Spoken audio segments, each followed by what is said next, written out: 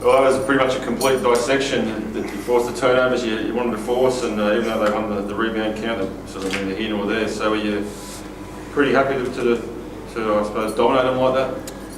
We've been playing some basketball where we are completely dominating teams, and then we improvise and go away from that. I think that was a classic example against Melbourne. Total domination first half, second half go away from game plan. So tonight it wasn't about the Hawks, it was about us understanding what our strengths are, understanding what their strengths are, and really execute a game plan. And tonight I thought was very, very good. So pretty much, I got after them pretty hard, and the way that the leadership group got together, and they've rebounded very, very well.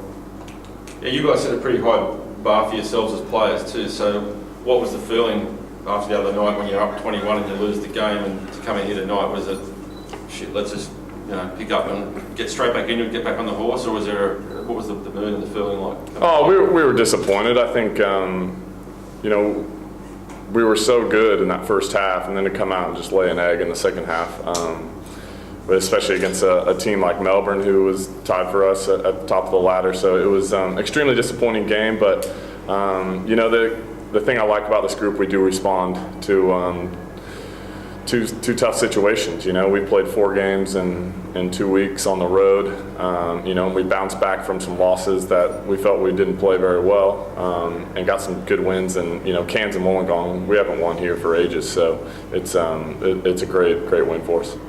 Where did you see that? Did you come in here with a game plan to put some pressure on the guards and try and force the turnovers on Reece and then you guy obviously as well? Was there a set game plan? Yeah, it was all about getting the ball out of Martin Glover's hands and making other people bring the ball up and making change the offence, the way they start the offences.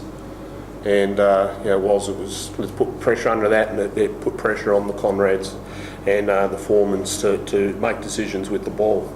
And we got after those players. So I thought that game plan was pretty good. Bevo, you controlled the game all night.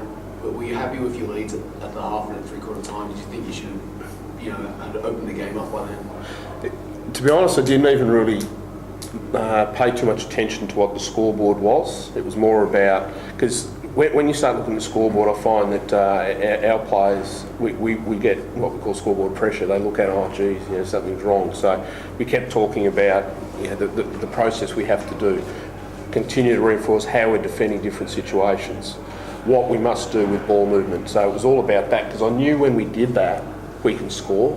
I thought that Wollongong pressed us at the end, and we just tore it apart. And we've been doing that every practice session, and it was really nice to be able to just say, if we do this, this is what's going to happen. So I didn't even think about, we've got to have any margins or anything like that. It's just, let's execute our game plan. You guys really happy with the job that Brad's doing with Damo out? He seems to have answered every challenge at the moment.